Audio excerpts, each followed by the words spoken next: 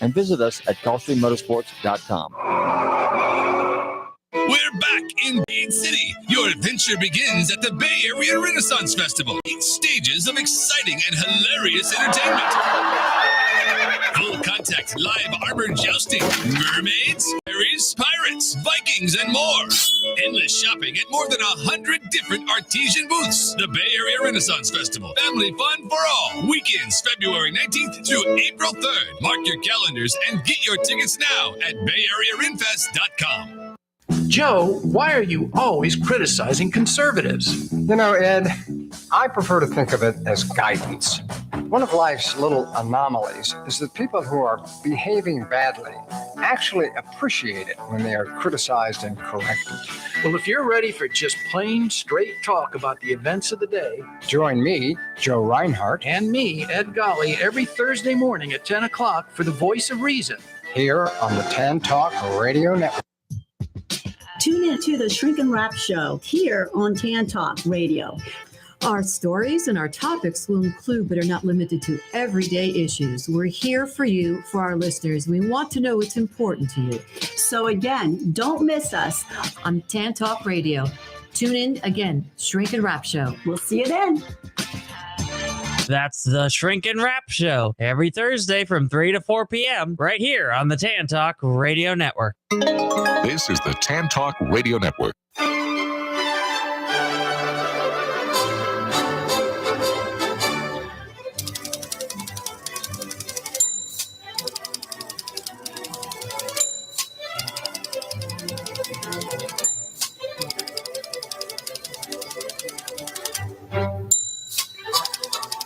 Hi, this is Patsy with the Z.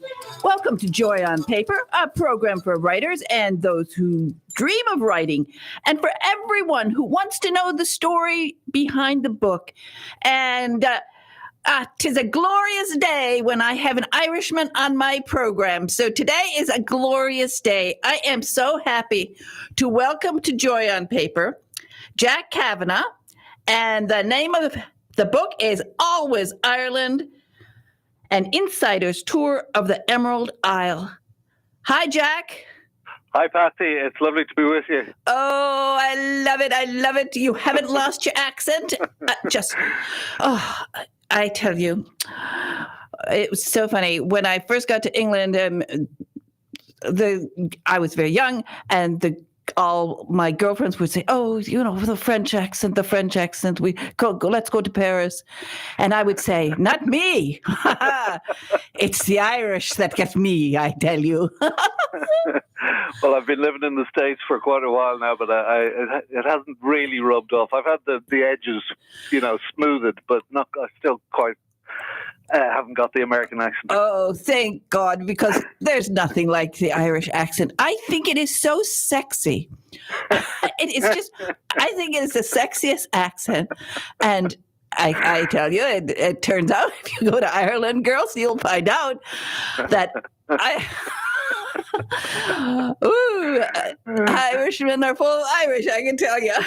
Well, I'll tell you, there's 32 different varieties of Irish accents. So, if American women are looking for sexiness, go to Ireland and you'll get your fill of it, because it's very interesting to go around the country, because every single county has its own accent, Oh, I know. It's it's so wonderful. As I said, I was really, I had, once before I had an Irish girl on, and woman, I don't know what I was. She was writing kids' books anyway, and she's a girl, so I call her again.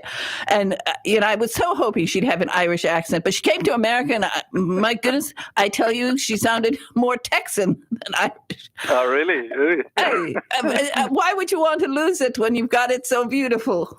I suppose so. Yeah. They say that County Cork is the Texas of Ireland, because it's got its own way of thinking and its own way of. It's very independent. It's called the Rebel County, County Cork. When I talk to my friends who claim Cork ancestry, I said, be careful there.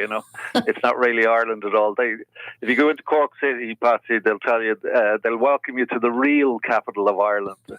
So. Yeah, I know.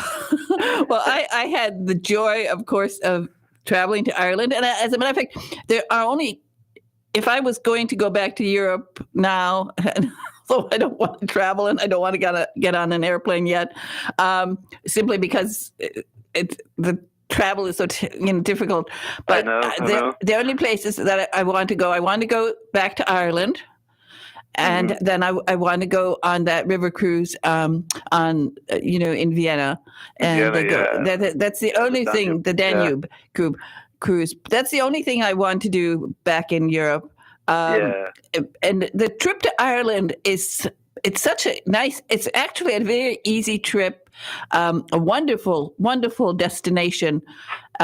You have so much to do in Ireland. And of course, in your book, you bring it all out. And I love it. It's just a grand book. And it's, of course, from National Geographic book. And as always, top quality. Everything is beautifully done. Wonderful photography.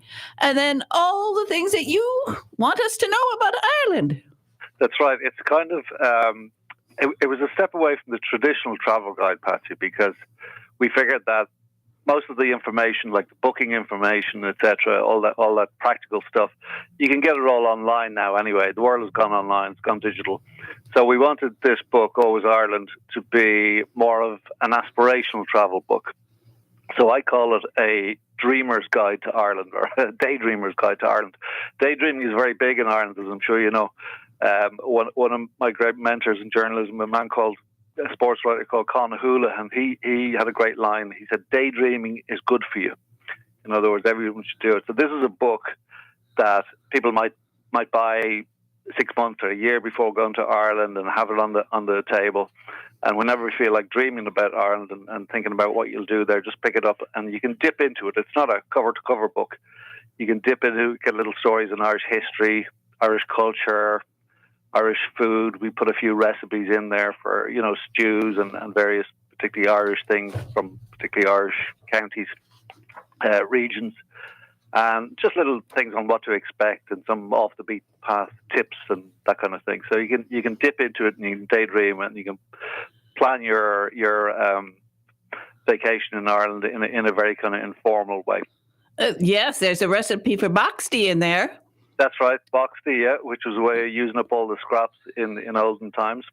Well, when I first traveled in early days, when I was traveling, I was, young and poor, and boxty is wonderful. Oh, it is, yeah. It's absolutely fantastic. It's kind of like an omelette. You can throw anything into it, really. Anything goes, but it's lovely, and it's one of the nice stories I discovered doing this book was that Ireland has had a complete food revolution since, I said, probably the last 30 years.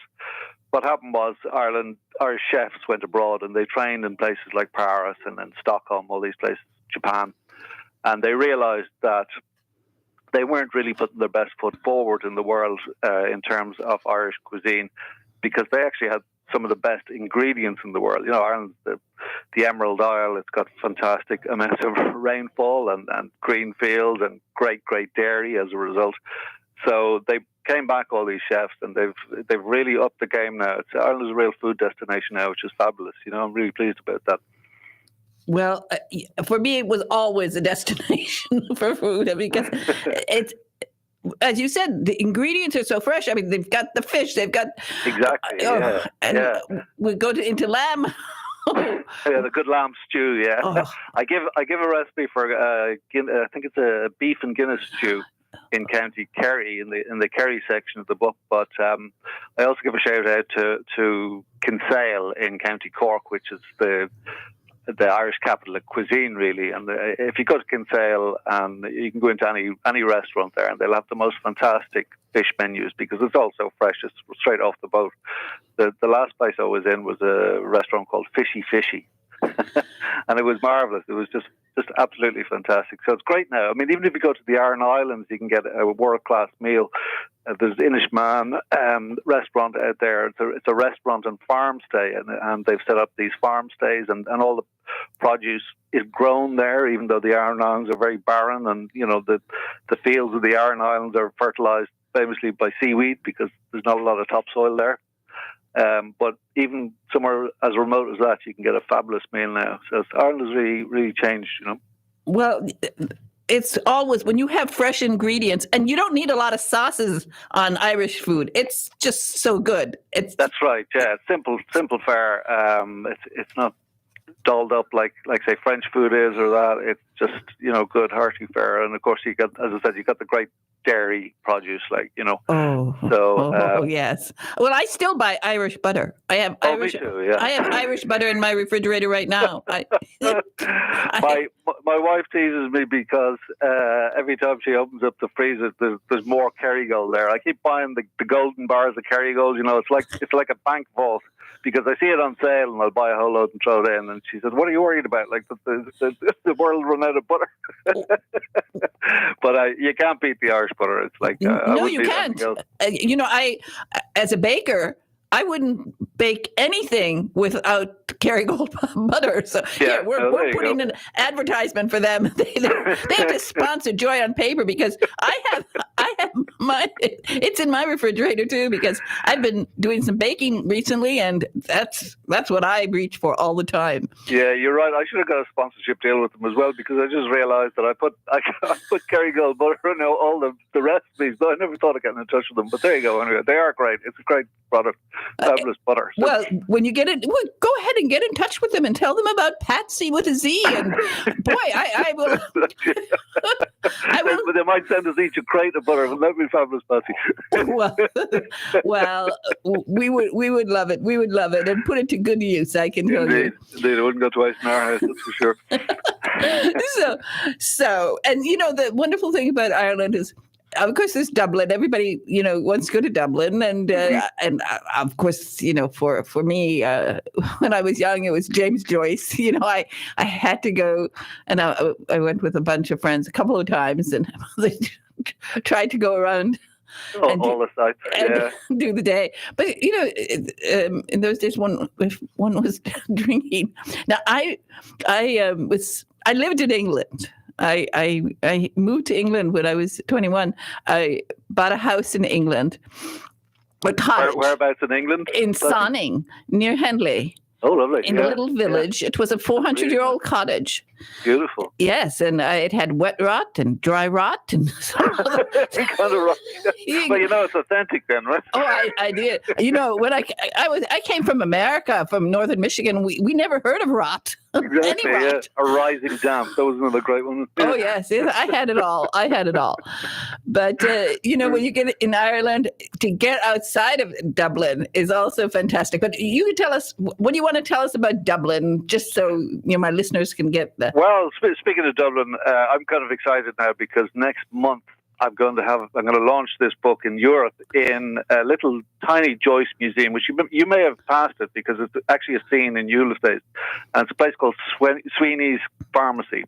It's on Lincoln Place, and Sweeney's Pharmacy is famous in the book because Leopold Bloom, the main character, goes in to buy a bar of lemon soap for his wife. And about 10 years ago, this was celebrated, of course, ever since in Sweeney's, but about 10 or 20 years ago, I think it was on the verge of closing down, like all little shops.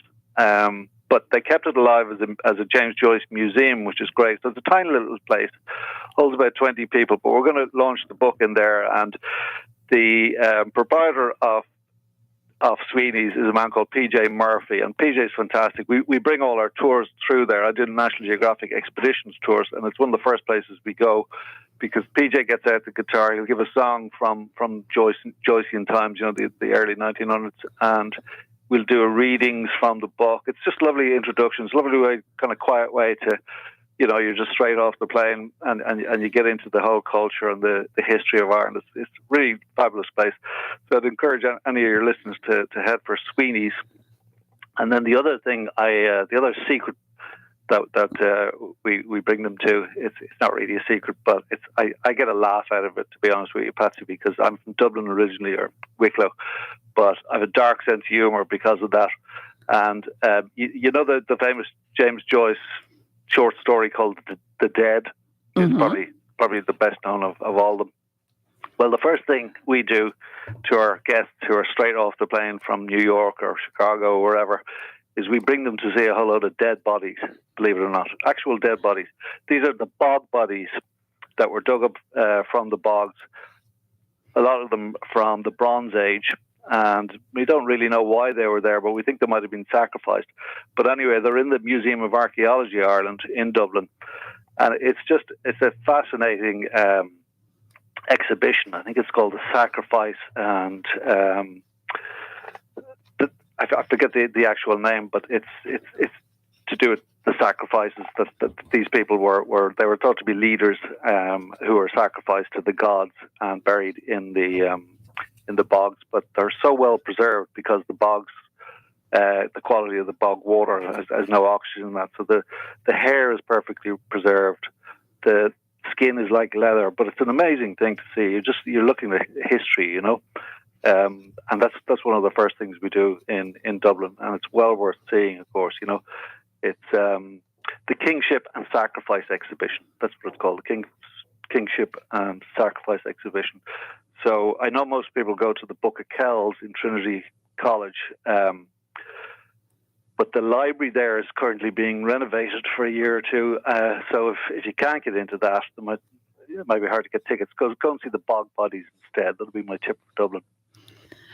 Oh, there's so much to see. It is, you know, if you want to really have a relaxing, I think it's a relaxing, somehow Ireland is a more relaxing trip than going to the continent. Absolutely. No, I couldn't agree more with you, Patsy. And this is what I tell everyone. Everyone's saying, what should I do? Where should I go? And what's the best tip you can give me to travel, particularly first-time travelers? Because, you know, you've been there. You know the ethos of Ireland. It's very laid back and that. But what I always tell them is take a day to do nothing. Take a day to just wander around and talk to people, because you know, rushing from site to site to site, everyone wants to see things, you know, when they're on vacation and do things. But Ireland is such a great place that you could miss the trees with the wood, if you like, by rushing around. And what I mean by that is that one of the real treasures of Ireland is its people. It's got lovely scenery, it's got great history, it's got great literature. All that is brilliant and worth seeing. But I think the real treasure of Ireland is, you know, its people. And what I mean by that is that we still have the time to talk, you know, and Irish people love talking, as you well know, Patsy, right? Oh yes. It is the most delightful thing. Yeah, and you can just stop by the side of a road and talk to a guy for half an hour. And, you know, I always say, don't use GPS, you know, like get lost deliberately, because you'll meet people that way, you know. Like you stop by the side of the road and you'll have a great chat with people and you'll find out about the locality. And, you know, you might be on your way to Galway and have taken a wrong turn and say, you know, how do I get to Galway? And he might say to you, well, what are you going to Galway for? There's a great musical session down here in O'Flaherty's tonight. Why don't you stay for that? And, you know, you'll stumble on these things. But Irish people do love to talk, and they're very welcoming, but they're also good listeners, because they're interested in people. They'll be interested in where you're from and the world. Irish people have gone abroad for centuries, of course. There's 5.4 million of them on the island, and there's 20 million of us, you know, abroad. I also try and tell that story in the book, in Always Ireland, of the Irish abroad and the mark they've had on the world, you know. Oh yes, mention the lantern in the window. Oh, the lantern in the window. That's a lovely story. So traditionally in old Ireland, people used to leave a candle in the window, particularly on dark, stormy nights, you know, because there'd be travellers out and about and they might get lost and they might be freezing cold and they'd be in need of sustenance and warmth. So leaving a candle in the window is a way of saying, you're welcome here, you know, we'll give you shelter for the night. And in the early 90s, when Mary Robinson was President of Ireland, our first woman president, we've subsequently had a couple, but she came up with this lovely idea that she would leave a candle in the window of Áras an Uachtaráin, which is our White House, the presidential palace in the Phoenix Park in Dublin. So she leaves a candle lit at all times in the window, and it's for the emigrants rather, of the exiles from Ireland the 20 million of us who are out here in the world dreaming of home, I suppose. But it's lovely because, I show this to the tour groups, but I also kind of feel it's there for me as well. It's like, welcome home. You're always welcome. So that's a really nice tradition. I'm really glad Mary Robinson did that, Yeah, I thought that was nice. It's so Irish. It's that. Yeah, it is. Yeah. Well, the name of my program is Joy on Paper. And if you want to go to a country where you find more people who are joyous, you can't find anything better than Ireland, because it's like, even in your voice, you can hear it. I immediately feel more relaxed. I'm ready for anything. Yeah, and the other part of that equation, Patsy, is that Joy on Paper. Like we're huge on literature. If you think of Dublin, the first thing most people do in Dublin is they go and see a book. They don't go and see a building or a famous boulevard, or like the big attraction there is a book, the Book of Kells. And then the other big attraction is what you did. You went over for Bloomsday, right? For Ulysses. Yes. So we actually take a whole day, like a feast day, and we celebrate a work of fiction. Where else does that happen in the world? That you're walking around, celebrating fictional characters who never existed. But it's great. It's lovely. And again, it's a kind of welcoming thing because Bloom was famously the wandering Jew. He was Jewish. He was a kind of outsider in Irish society, but it's about him fitting in and him being welcomed and him, feeling his way in. So there is that thing of the outsider in Ireland, which is always being welcomed. And a lot of it's to do with exile and forced exile. Like James Joyce went into exile famously, but he always... All he ever wrote about was Dublin, right? You can leave Dublin, but Dublin never leaves you, or Ireland, Well, that's it. And of course, we know that well in America, wherever you go. We have Irish, and you have given so much to the world, really. The poetry. I'm glad you mentioned the music. I love Irish music. Again, there's something in it, the lyrics, the lyricalness of it, the relaxing of it. Everything about it. It changes. I think your heart rate changes when you're in Ireland. Yeah, it's the ultimate mood enhancer. It's very hard to go to an Irish pub and sit there listening to a session going on and not come away in a good mood. Exactly. You know what I mean? It's not. It's extraordinary. I do also point out a lot in the book the links between Ireland and America musically, because of course when all the immigrants left Ireland from the 1840s onwards, they brought all their fiddles with them, and they brought all their barons, the handheld drum with the goat skin, and they brought all these instruments with them. And the Scots-Irish before that as well, they've been emigrating since the 1700s, I guess. And they ended up, in places like West Virginia, and they kept playing the fiddles, and then that evolved into bluegrass, and that evolved into country music.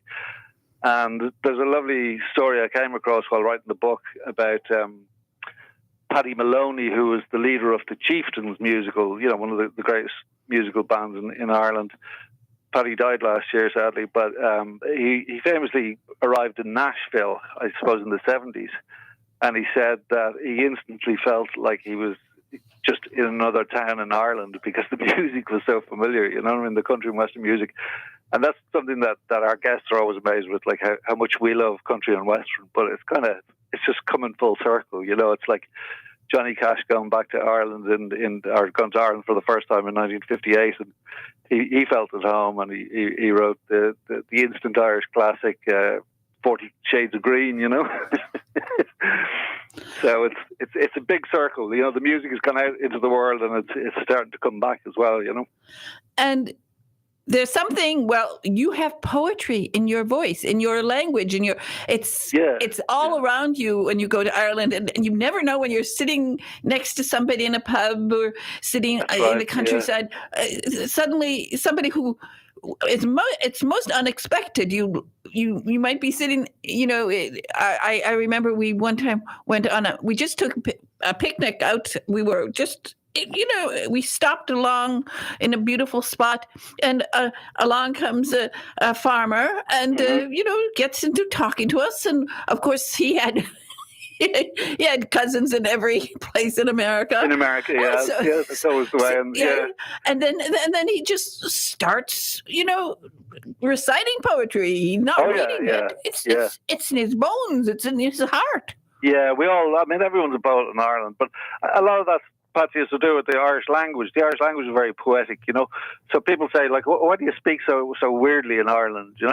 What's with you Irish? And the reason is that a lot of the reason is, particularly in the west of Ireland, these people have in their DNA the Irish language, so they actually think in Irish before they actually say it in English. They have a way of translating it back into English. I'll give you an example. Have you seen the Banshees of Inisherin? The new film. No, I didn't see it. No, it's a lovely film. It's a dark film, but it's kind of a very funny film. But anyway, it's about one of the characters, a musician in the Iron Islands, and he is talking to the other main character, and he wants to say, what I've been doing since last Tuesday, since we last met, is composing this song. But he doesn't say, I made this song or I composed this song. He says it in Irish through English. He says, well, what I did since last Tuesday? This I made. It's a different way of putting it, but it's an Irish way of putting it, But that's a lot of the reason for the kind of poetry in Ireland is that it comes through the Irish language. I'll tell you a funny story.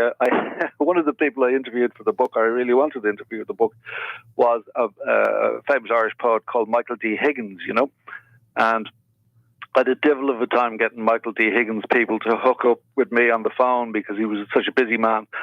And all I wanted to do was talk about poetry and talk about the west of Ireland, where he's from, But the reason, of course, that he was difficult to track down or difficult to hook up with on the phone was that he's president of Ireland now. Our president is a poet, So eventually, the time he called, I was out on the Aran Islands, the windswept Aran Islands, up on a cliff top, and I could barely hear him. I was cupping the cell phone to my ear, desperately trying to jot down his words, and it was a kind of surreal scene. I was heading into the wild Atlantic Ocean, underneath a stone wall, trying to take notes of what the president of Ireland back in our White House was saying down a phone.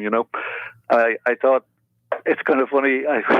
We didn't mention his job at all or anything like that. He just wanted to talk about poetry, So it would be a bit like, I suppose, taking a call from Joe Biden and only talking about driving his Corvettes around Delaware or something like that. It was a bit surreal, but I got a kick out of it, Well, it was funny you mentioned that film is a little dark. Well, there's a dark part of the Irish personality too. Oh, yeah. But there's also this wonderful, I love this chapter that you have, the chemistry of love.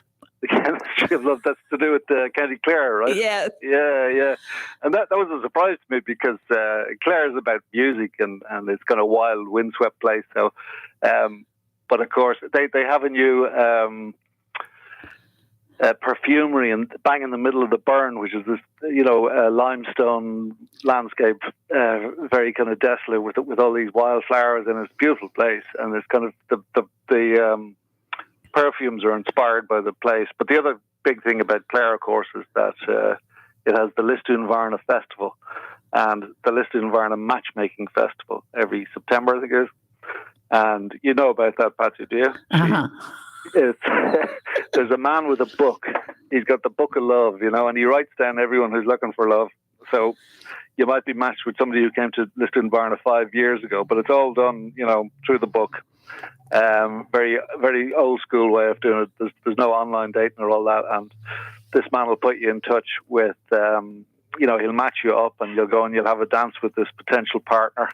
There'll be bands every night playing in the little village of Listún Bharna. It's very special. It's absolutely lovely. So Willie Daly is the man's name, the current keeper of Listún's Book of Love. So if you're looking for love in September, head to Listún Bharna, County Clare. Well, that is definitely a destination. A destination trip for somebody. And of course, throughout the book, you have these places, where to stay and eat and drink, and especially to drink.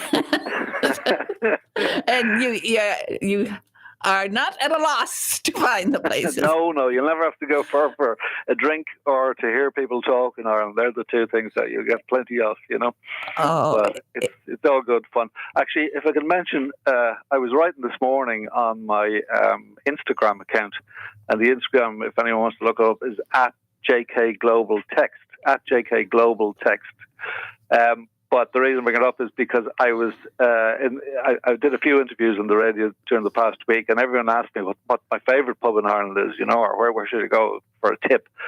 So I promised everyone I would put up a post about what I consider to be the world's greatest pub.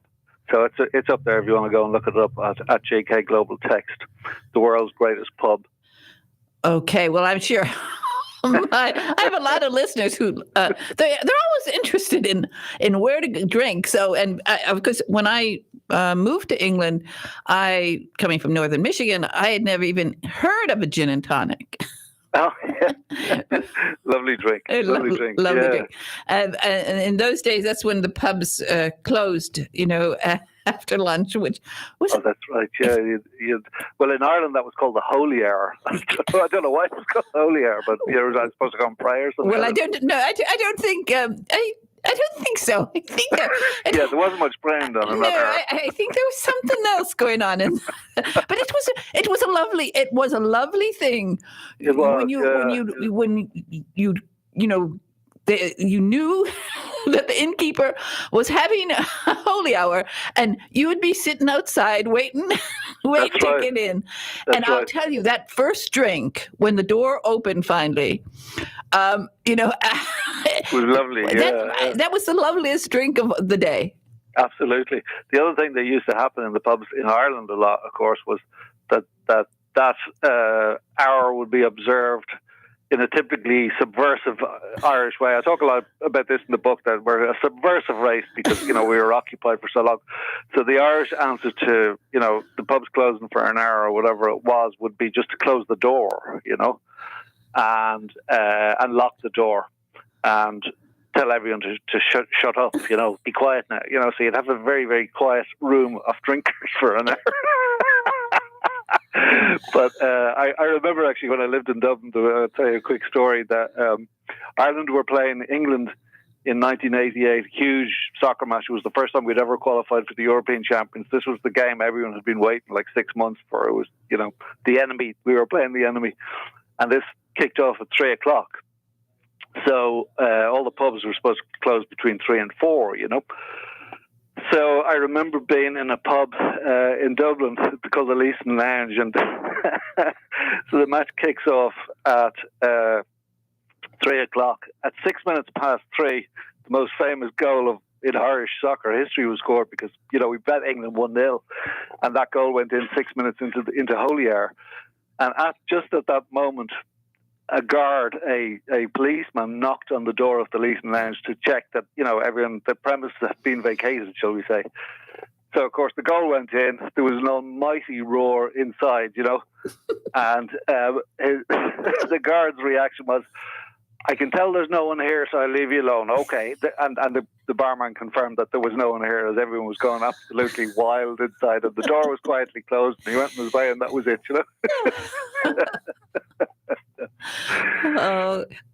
I love it. I love it. Again, this book is wonderful. It's called Always Ireland, and it is an insider's tour of the Emerald Isle by Jack Kavanagh. And Jack, I think you're wonderful. I'm so happy your name is Jack because that's one of my favorite names. I love that name. Thank you, Patsy. Thank you very much for having me on and talking about the book. Well, you're delightful. I could have you on every week. I just love listen, you get us a deal with Kerrygold. That's right. Yeah, we'll sponsor the program and away we go. Yeah. That's right. And you can do the commercial for them. Hey, fair enough. My goodness. We'll be real winners there. Well, I think you're marvelous, and of course, people should go to National Geographic Books. They can get the book there, or Amazon, or Barnes and Noble, and wherever or books are sold, because people should have this. And you have your book signing there, and Bloomsday is on June 16th. June 16th, and it's a wonderful day. It is so funny. You meet people from all over the world. I mean, I remember there were people from India. There were people from Japan. That's right. It's remarkable, that's not an easy book to read, as you know, Patsy.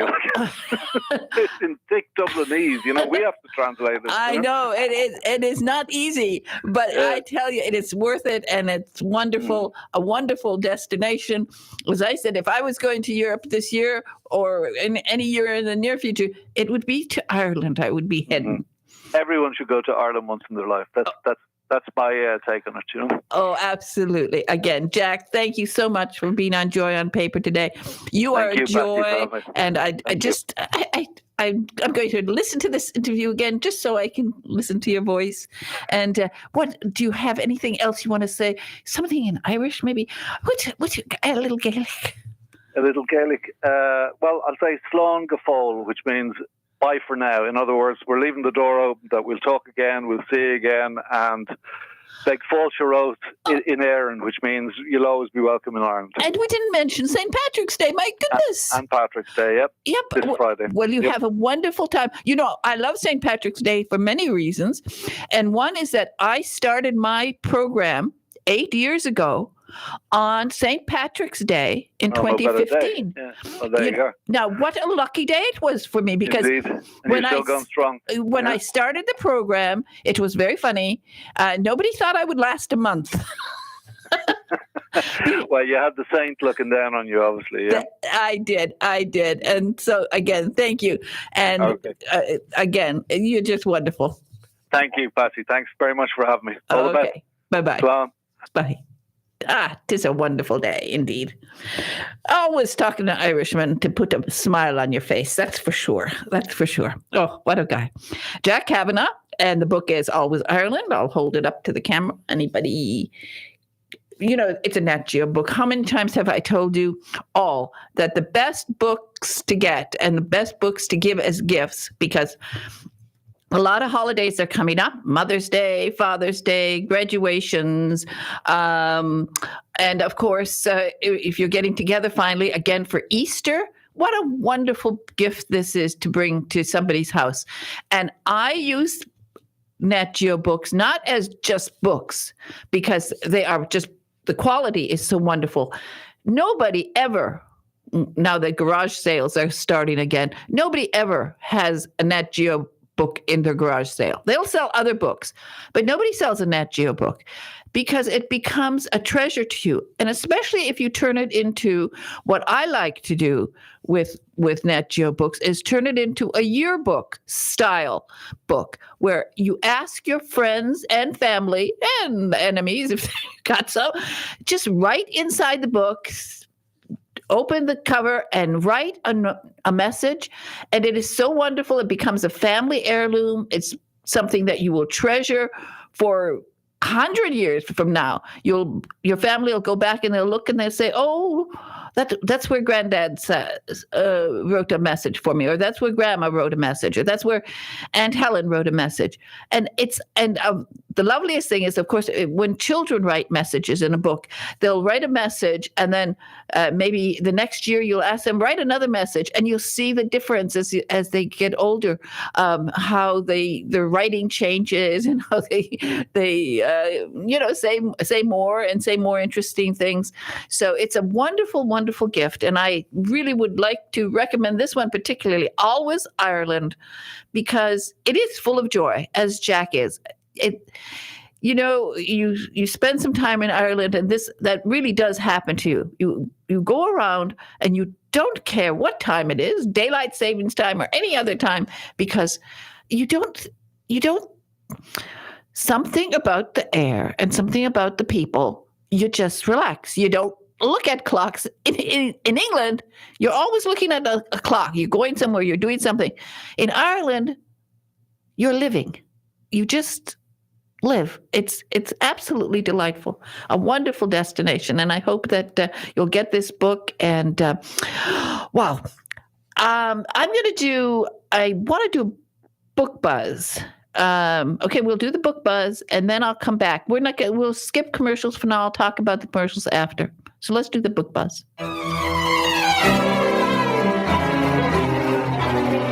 Hey everyone, it's Devon Miller, author and illustrator of the Mr. Tickety Talk Clock children's book series, reporting for Joy on Paper with the latest on children's book buzz. The book I'm talking about is R.E.J.'s Kinky Curly Crown, written by Ayin Haith Drew and illustrated by Shamar Knight Justice. Having been an educator for nearly over a decade, Ayin saw how much of an impact literature had on her children while she was in the classroom. Knowing Shamar from a school they both worked at, she picked Shamar to do her illustrations for R.E.J., making this book his debut as a children's illustrator and Ayin's debut as a children's author. Based on Ayin's niece of the same name, the book tells the story of first grader R.E.J. She had the perfect clothes, glasses, grades, friends, and even teacher.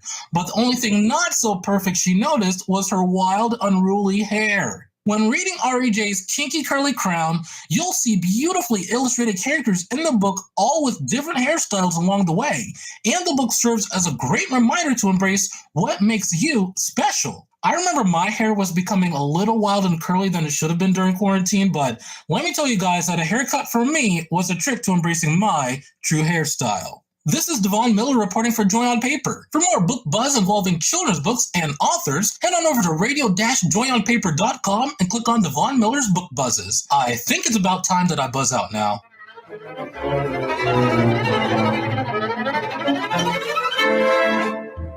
Oh boy, I love that one. And of course, Devon Miller does these book buzzes to perfection, and it is so much fun. What I am doing with the book buzzes now, I am turning them into videos and putting them on Facebook, and this one is going to be lots of fun to do. So do check out my Facebook page. It's Radio Joy on Paper, and I tell you, I have some wonderful, wonderful videos up there. One of them is for Douglas Bloom, who is going to be my guest on Thursday. He was my fourth guest on Joy on Paper. I was so excited to have him on the program. He was, as I said, when I started the program, I didn't know it would last a month. And I think Big Ed in the control room wasn't sure I would last a month. But I did. And a lot of it is thanks to Douglas Bloom, who's going to be here on Thursday. And we're going to be celebrating the 8th anniversary of Joy on Paper. And we're going to be also talking about his new release, a wonderful book that he has written about Rudolf Diesel. And it's an exciting book. It's really going to be a thriller coming out in September. So he's going to be on the program, and I will get to talk to him. And then I want to mention, today is the 14th of March. It's hard for me to believe it because it's like I was still back in thinking it was in February 14th. I don't know that the time this month has just flown by, partly getting ready for the anniversary and partly just everything else between the weather and whatever. I didn't get a chance on Valentine's Day to mention two people who are very important in my life, and both of them were born on Valentine's Day. And so I wanted to just talk about them for a minute. One, of course, is Jimmy Hoffa. Now, most of you people don't know that Jimmy Hoffa was born on Valentine's Day, so he was a real sweetheart, and he was a sweetheart to me, as a matter of fact, because he gave me my name. Whenever he would see me, he would say, and my father would take me to the Teamsters building where we had meetings, and I was a little girl, and I would come in there. Of course, all the guys would be there, all these guys, and then just little me, and I push my way through the guys and head straight up to the front of there's a little stage, and that's where Jimmy would be sitting. And the minute he saw me, he would say 2 bits 4 bits, 6 bits, $1. If you don't give me a hug, I'm going to holler. And so then I would scramble up the stairs, 2 stairs, to get up to the platform. And I would sit on his lap, often right during the meetings. And I think I fell asleep a couple of times, but he was absolutely wonderful to me. And there's some interesting things about him. One that he was for me, he was just a doll when I look back on it. But I want to say his middle name was Riddle, which is very interesting. James Riddle Hoffa. He was born on Valentine's Day in Brazil, which is funny, but of course, Brazil, Indiana. And I was so upset when they made the recent movie about sort of about him, and Al Pacino played. Now, Al Pacino, in no way like Jimmy Hoffa. Jimmy Hoffa didn't drink. He didn't smoke. He was not at all. He was not at all a New York gangster type of person. So that casting just drove me crazy to the point that I would turn the movie off and turn it back on, and then I'd start thinking bad things about the people who made that film. But anyway, so it was Jimmy's birthday on Valentine's Day. And then another person who's, again, this person is very important in my life, and it is Colonel Leo Thorsness. And he was born on Valentine's Day. And he was a big part of my life because I wrote a documentary and a television series about the F-105 warriors. And I want to play that song now. This is a song that is dedicated to Colonel Leo Thorsness, who was a POW for 2,135 days. I'm a Thud pilot. I love my plane. It is my body. I am its brain. My Thunder Chief loves me, and I love her too.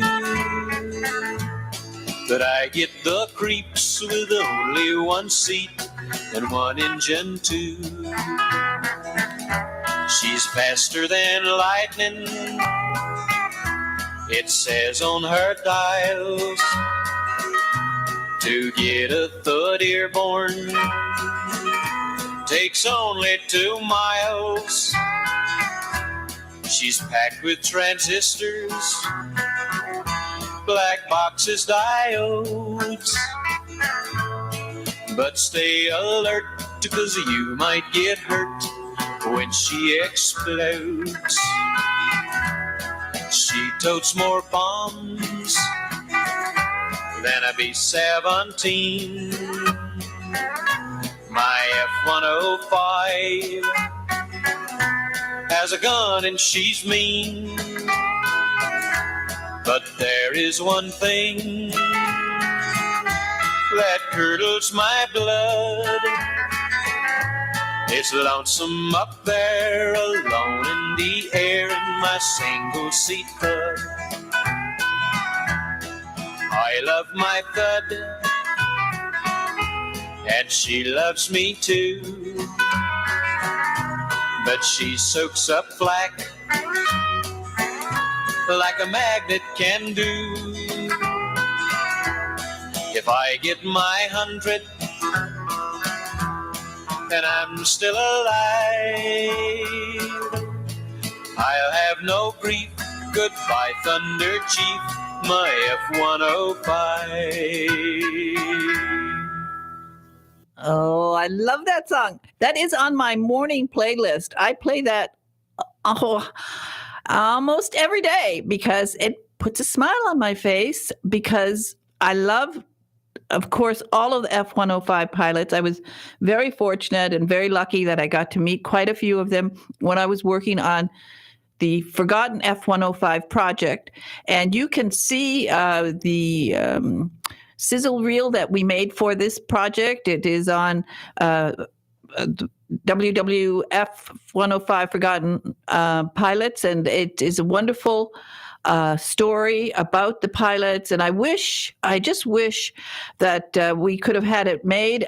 We had hoped, and we had been talking to a network about doing it, but of course, somehow they didn't think the celebrating F-105 pilots or in general celebrating the military was that important. So we never got it off the ground, but we had lots of fun while we were working on it.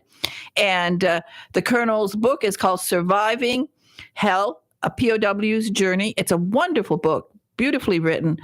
And as I said, he spent 2,135 days. People will sometimes say, oh, he spent 6 years as a PO. When you think of it as 2,135 days, and he counted every single day, it was quite a harrowing experience. But his book is filled with wonderful stories and lots of love. So I would like to recommend that, as well as the wonderful book that I read today. And then I had other things to talk about, but then something happened wonderful today. When I get to the studio, I always have books waiting for me. And today I got a book that I have been so eager to read, and it is called Murder is a Piece of Cake. And it's Valerie Burns. And I am so happy to... I'm just waiting. I was waiting for a call. I don't know if this is the call. I don't know. Anyway, I saw the phone ringing. It is Valerie Burns, and it is called Murder is a Piece of Cake, and it is a Baker Street mystery, and it's coming out in June. But that's the lovely thing about Joy on Paper. I get to read the books months and months ahead of everybody else. And that is pure joy for me. And, and the nice thing, I used to spend a fortune on books because I did have so many at one time. I'm down to a few thousand. But is there somebody on the phone for me?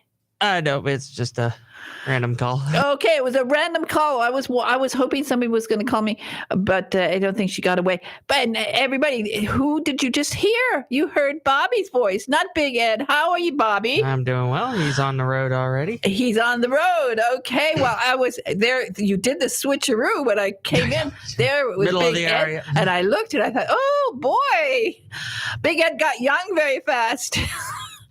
So, Bobby, what's new with you? I'll take a few minutes with you because it's so much fun to have you in the studio. Oh, just staying busy in the afternoons here as we do. And about you?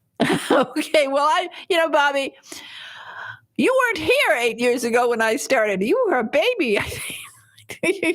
I could see over the board. Yeah, you could. You were exactly. Just barely. You were.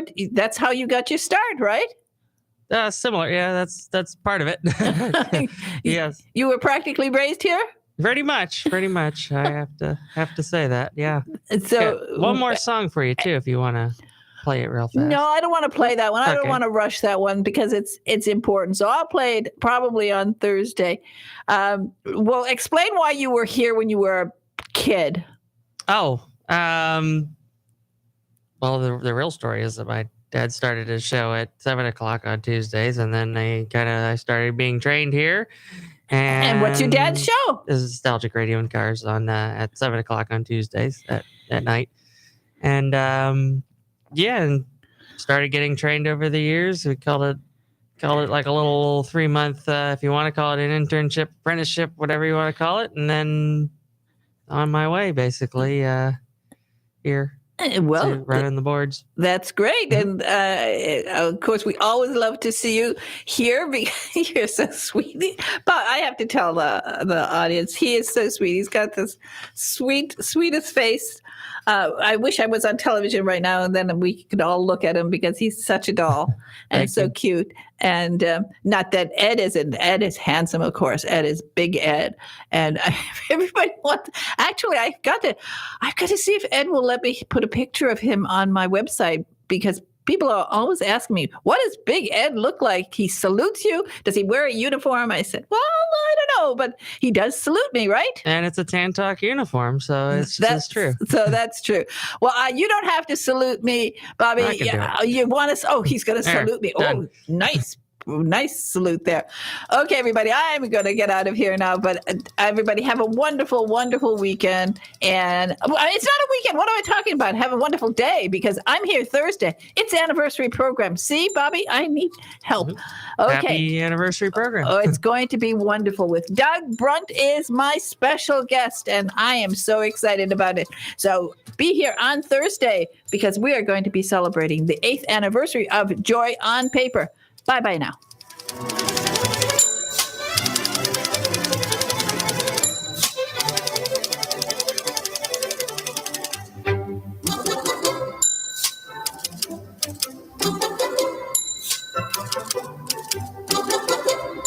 WTAN, Clearwater. FM 106.1. WDCF, Dade City. FM 102.3. WZHR, Zephyrhills. FM 104.3. Listen.